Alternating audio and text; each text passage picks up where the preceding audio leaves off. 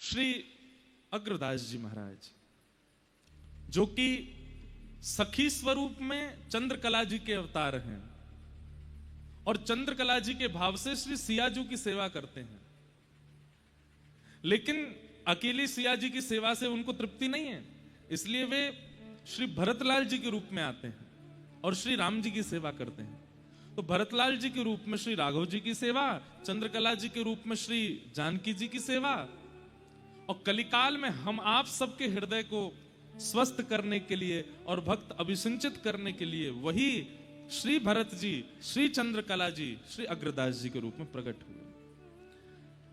अग्रदास जी महाराज, उनके परम शिष्य श्री नाभा गोस्वामी जी। आशीष जी सुनाई थी क्या भक्तमाल जी की कुछ ये भूमिका सुनाई थी क्या? हाँ, तो नहीं सुनाई तो हम सुना दे रहे हैं, हम आप भूमिका ही सुना देते हैं। अच्छा, तो कहीं पता चली मैं सुना दूं, आप सब सुने बैठे हूं, वही ध्यान से सुनिए। 5 मिनट तक बैठे ही जाओ, अभी मत जाओ, हैं थोड़े सुन के फिर चले जाना। हाँ, बैठ जाओ। वाह, क्या बता रहा था मैं? हाँ, तो श्री अग्रदास जी महाराज ध्यान में बैठे और ध्यान में क्या करते हैं? मानसी में श्री प्रियालाल जी की सेवा करते हैं। जैसे हमारे वृंदावन में, और भैया जिन्होंने पिछले वर्ष वाली कथा नहीं सुनी है ना, उन सबसे हमारी प्रार्थना है वो जरूर सुन लीजिए। रसिक त्रिवेणी पर कथा हुई थी। यहां पर श्री स्वामी हरिदास जी, हितरिवंश महाप्रभु और हरिराम व्यास। रसिक त्रिवेणी, जैसे हमारे वृंदावन में रसिक त्रिवेणी है, ऐसे श्री राघव जी की सेवा परंपरा में श्री अग्रदास जी की भूमिका है। श्री अग्रदास जी महाराज रस परंपरा के अधिष्ठाता है। जैसे रस परंपरा हमारी श्री सरस कुंज की रस परंपरा है, ऐसे ही श्री राघव जी की परंपरा में रस परंपरा के एक प्रकार से कहते हैं तो जनक कौन है? श्री अग्रदास जी महाराज। उनका काम और चीजों से नहीं है, उनका तो एक ही भाव है कि क्या श्री प्रियालाल जी दोनों निकुंज में विराजे रहो, राजी रहो और कुछ मत करो। कहां तक कहें, मिथिला के लोग ये नहीं मानते। वे कहते हैं कि रावण वध तो किसी और ने किया है, हमारे जमाई राजा राम जी तो कभी हमें छोड़ के गए ही नहीं। वो तो मिथिला ब्याह करने आए और श्री जानकी जी के साथ पूरी यहीं रह गए, यहां से कहीं नहीं गए। ऐसा मिथिला का भाव है। तो ऐसे भावों के प्रवर्तक हैं श्री अग्रदास जी महाराज। इन भावों में सबका प्रवेश नहीं हो पाता। प्रियालाल जी की नित्य निकुंज की सेवा, आप अपने आसन पर बैठ करके नेत्र बंद करके ध्यान लगा करके श्री प्रियालाल जी की मधुर सेवा कर रहे थे। सेज पर श्री जी विराजी हैं, सेज पर श्री राघव जी विराजे हैं और उनकी मधुर भाव से आप सेवा कर रहे थे। पद सुनाए कोई निज भाव का। श्री अग्रदास जी महाराज,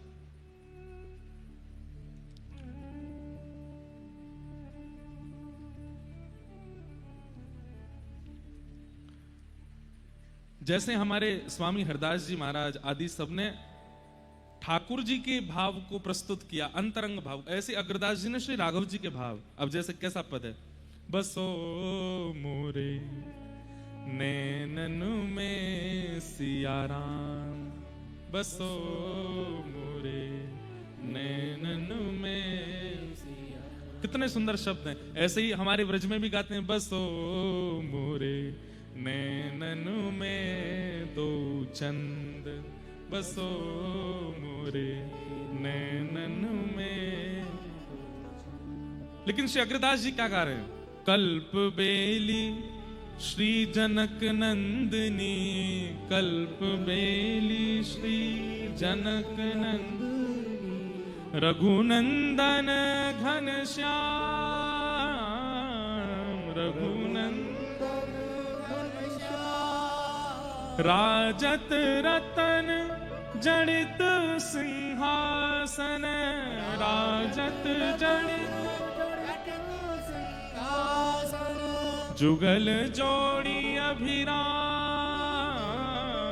जुगल जोड़ी अभिराम, बसो मोरे नैनन में सियाराम, बसो मोरे नैनन में अग्र अली, अली शब्द वैसे तो सब जानते ही हो, अली मतलब सखी, अली मतलब सहचरी। अग्र अली निरखत यह शोभा, अग्र अली निरखत यह शोभा, वारत कोटिक का, वारत कोटिक का, बसो मोरे नैनन में सिया राम, बसो मोरे नैनन में। तो ऐसी अंतरंग रस उपासना श्री अग्रदास जी महाराज करते हैं। और कैसे करते हैं? कभी जाइएगा रेवासा, वहां पर पीछे जहां अभी हमारे श्री अग्रमलुक पीठाधीश्वर महाराज जी विराजे हैं, परसों यहां पधारे थे, वहीं पीछे सीए मनरंजनी वाटिका है, जो कि श्री अग्रदास जी महाराज ने ही एक सुंदर फुलवारी वाटिका बनाई। और वहां बैठ करके आप नेत्र बंद करके ध्यान करते हैं। यहां से सियाजू आ रही हैं, यहां से राघव जी आ रहे हैं, उनकी नित्य केली चल रही है और वे स्वयं चंद्रकला सहचरी हैं। कभी चवल डोरा रही हैं, कभी पान बीड़ी पधरा रही हैं, कभी माला पधरा रही हैं, कभी इत्र पधरा रही हैं। ऐसी भावनाओं से वे ठाकुर जी की सेवा करते थे। और उनकी सेवा करते थे श्री नाभाजी महाराज। नाभाजी महाराज बगल में पंखा लिए झल रहे हैं। मैं देख रहा था आचार्य चरणों में चित्र है कि नहीं। तो श्री नाभाजी महाराज हाथ में पंखा लिए झल रहे हैं और श्री अग्रदास जी महाराज मानसी में ठाकुर जी की किसी लीला का चिंतन कर रहे हैं। और श्री नाभाजी क्या कर रहे हैं पता है? अपलक नेत्रों से पंखा झलते झलते अग्रदास जी के मुख को देख रहे हैं और मुख देखते देखते अनुभव करना चाह रहे हैं कि हमारे गुरुदेव किस लीला का चिंतन कर रहे होंगे, क्योंकि पूछ तो सकते नहीं है। एक बात याद रखिएगा, शिष्य का शिष्यत्व एक चीज पर टिकता है और वो क्या है? संकोच। अगर किसी शिष्य को अपने गुरु के सन्मुख संकोच नहीं होता है ना, तो कहीं ना कहीं उसके शिष्यत्व में कोई कमी है। इसलिए संकुचित होना गुरुदेव के आगे। हम भले ही बहुत मुंह लगे हैं, गुरुजी हमारे गले में गलवैयां डालते हैं, गुरुजी हमारे संग डोलते हैं, गुरुजी हमारी गाड़ी में बैठ जाते हैं, गुरुजी हमारे पीछे बाइक पर बैठ जाते हैं, फिर भी शिष्य को चाहिए अत्यंत संकुचित रहे अपने गुरुदेव के आगे। ये उसके शिष्यत्व का स्वरूप होता है। तो श्री नाभाजी महाराज वो पंखा झल रहे हैं और श्री अग्रदास जी के मुखमंडल को देख के बाहर से अनुभव कर रहे हैं कि ये कौन सी लीला का स्मरण कर रहे होंगे। और तभी कौन सी लीला का स्मरण आया कि आज जानकी जी राघव जी से कह रही हैं, बोले क्या विपरीत श्रृंगार करेंगे हम दोनों। मतलब राम जी आज आप जानकी बनो, मैं राघव बनूंगी। आहा, नाभाजी के नेत्र सजल हो रहे हैं, कितनी सुंदर लीला का स्मरण कर रहे हैं गुरुदेव। और राम जी संकोच कर रहे हैं, सीता जी से कह रहे हैं नहीं नहीं नहीं, मुंह को बहुत शर्म आवे, मैं नहीं करूंगा। बोले नहीं, आज तो करना ही पड़ेगा। और जबरदस्ती किशोरी जी के हट से राघव जी चुनरी पहन रहे हैं, लहंगा पहन रहे हैं। अब हमारे वृंदावन के लाला के लिए तो ये बात बड़ी सहज है। बिहारी जी तो लहंगा में ही रहे हैं। श्यामा सखी को स्वरूप श्रीनाथ जी धारण करें, इनको लाली बनवे में नेक संकोच नहीं आवे। लेकिन हमारे राघव जी वो बहुत संकोच कर रहे हैं, सीधा ही से कर रहे हैं, नहीं नहीं ये कोई बात है। अरे अंतःपुर में है, आज आपको जानकी बनना ही पड़ेगा। लहंगा पहनो, लहंगा पहनो, और जो भी माताएं पहनती सब पहना, गले में हार वार पहने। राघव जी ने अपने घुंघराले केश खोल दिए, हाथों में कड़ूला पहने, सुंदर चुनरी पहनी, आंखन में काजल लगाए, होठन में लालिमा लगाई, बिंदी पधराई। यहाँ पे सुंदर वो क्या पहनते हैं, मोगला, जो भी यहाँ पहन लियो।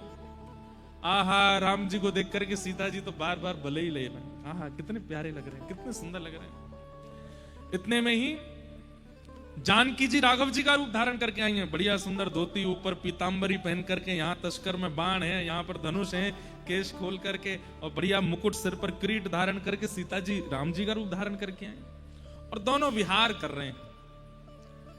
वशिष्ठ मुनि, उनका नित्य नियम है, वो रोज संध्या होते ही जब सब अपने अपने घरों में अंतःपुर में चले जाते हैं, तो वशिष्ठ मुनि जाते हैं और सरजू जी के तट पर बैठ करके नेत्र बंद करके पूरे दिन तो गुरु जी बने घूमते हैं और रात्रि में श्री वशिष्ठ मुनि नेत्र बंद करके श्री राघव जी और जानकी जी को परमात्मा मान के प्रणाम करते हैं। पूरे दिन तो गुरु रूप में रहते हैं।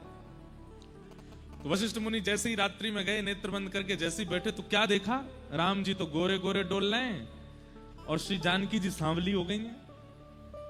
राम जी फिरकनी ले ले करके नाच रहे हैं और श्री जानकी जी जो हैं वो कभी प्रत्यंचा चढ़ा में, कभी धनुष्मान ऊपर करें। तो वशिष्ठ मुनि बोले ये राघव जी गोरे कैसे हो गए और श्री जानकी जी सांवली कैसे हो गई? अब सोचिए वशिष्ठ मुनि का चिंतन कितना तीव्र है कि अंतःपुर में राघव जी जो लीला कर रहे हैं वो उनको सरजू जी के तट पर अनुभव हो जाती है। उनके मन में बेचैनी हुई, बोले ये कैसे हो सकता है? अब वशिष्ठ ऋषि उनको कौन रोके? सीधे घुसते चले गए कनक भवन में। अब कनक भवन में राजाओं के यहां नियम होता है कि कोई आ रहे होते हैं तो हल्ला करते हैं, आगे फिर आगे वाले सैनिक उससे आगे हल्ला करते हैं, सावधान श्री वशिष्ठ गुरु पधार रहे हैं। ऐसे हल्ला होते होते जैसी अंतःपुर में आवाज गई, राम जी यहां सुंदर चुनरी लिए बैठे हैं, इतने में ही आवाज आई, सावधान श्री वशिष्ठ गुरु पधार रहे हैं। जैसे ही राम जी ने सुना तुरंत चुनरी उठा के, अरे सीता जी ये क्या हो गया? देखो गुरुदेव आ रहे हैं। अच्छा, औरों के लिए तो किवाड़ बंद रहती है, कोई भीतर नहीं आ सकता, पर गुरु वशिष्ठ तो सीधे नॉक भी नहीं करेंगे, सीधे भीतर ही आएंगे। राम जी तुरंत दौड़े, महाराज लहंगा उतारो, चुनरी उनरी फेंकी, ऊपर से सब निकारे, अपना मोह सब पहुंच माच के बिंदी बिंदी हटाई के सारे बांधे, तुरंत पीताम्बरी पहनी। जानकी जी तो भीतर ही चली गई, बोले तुम संभालो, हम तो भीतर रहेंगे। अच्छा, बहुएं तो बच भी सकती हैं, अब ये कहां जाएं? इतने में बस धोती पहन के पीताम्बरी धारण करी ही है, इतने में तो द्वार खुल गए वशिष्ठ मुनि सामने। राम जी श्री चरणों में प्रणाम गुरुदेव। राघव सब ठीक है? जी गुरुदेव। देखे तो राम जी तो सांवले ही हैं। बोले पता नहीं आज मेरे चिंतन में कुछ था। वो गुरुदेव कुछ कह रहे हैं आप? बोले नहीं नहीं कुछ नहीं, जानकी लाली ठीक। इतने में जानकी जी भी आ गए, गुरुदेव प्रणाम, सब ठीक है। थोड़ी देर देखने लगे इधर उधर, बोले कुछ तो हुआ था, मेरे चिंतन में कैसे विपरीत हो गए। अच्छा ठीक है राघव, अब तुम सो जाओ, मैं चलता हूं।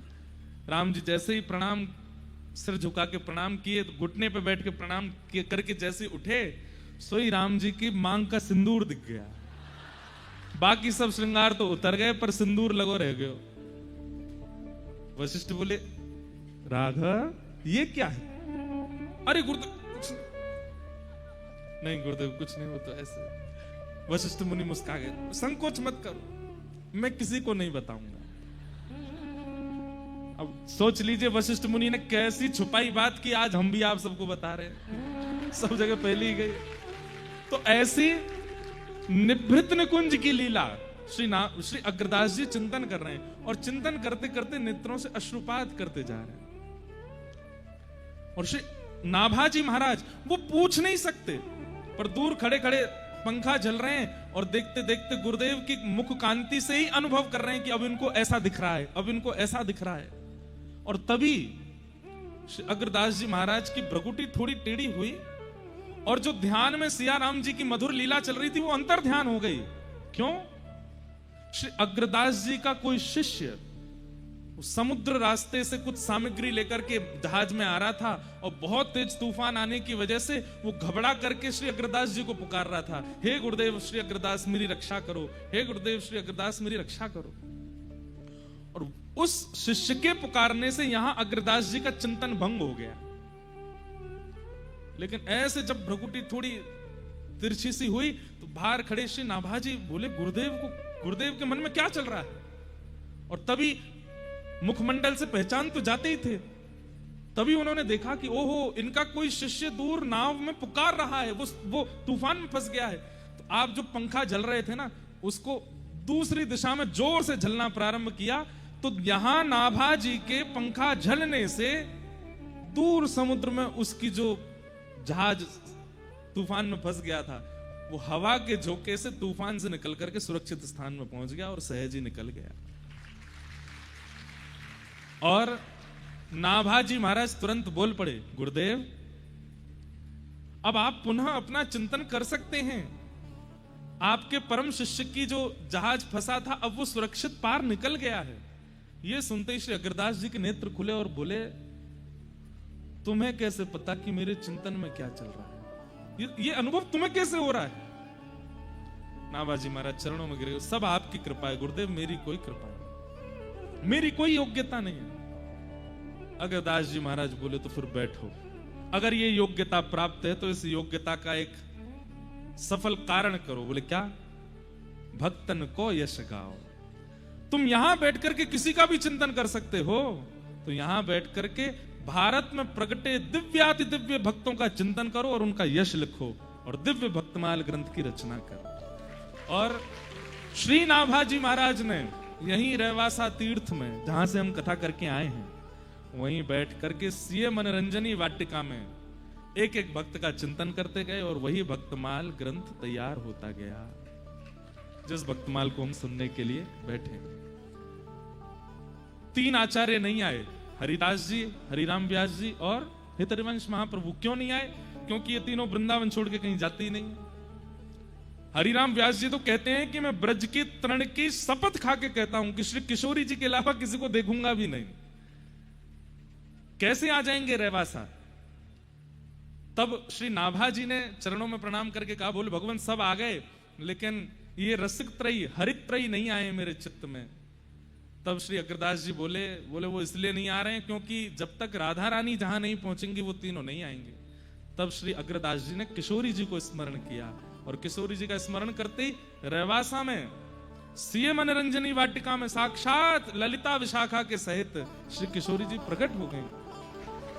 और किशोरी जी के आते ही अग्रदास जी ने प्रणाम किया और तभी किशोरी जी ने इशारा करके दिखाया तो श्री हितरवंश महाप्रभु, स्वामी श्री हरदास जी और हरिराम व्यास जी तीनों आचार्य आ गए और तीनों ने अपने भाव वहां पुष्ट करा। ऐसा भक्तमाल ग्रंथ है। तो इन्हीं भक्तमाल जी की चर्चा हम लोग श्रवण करेंगे। आप सब लोग अवगत हैं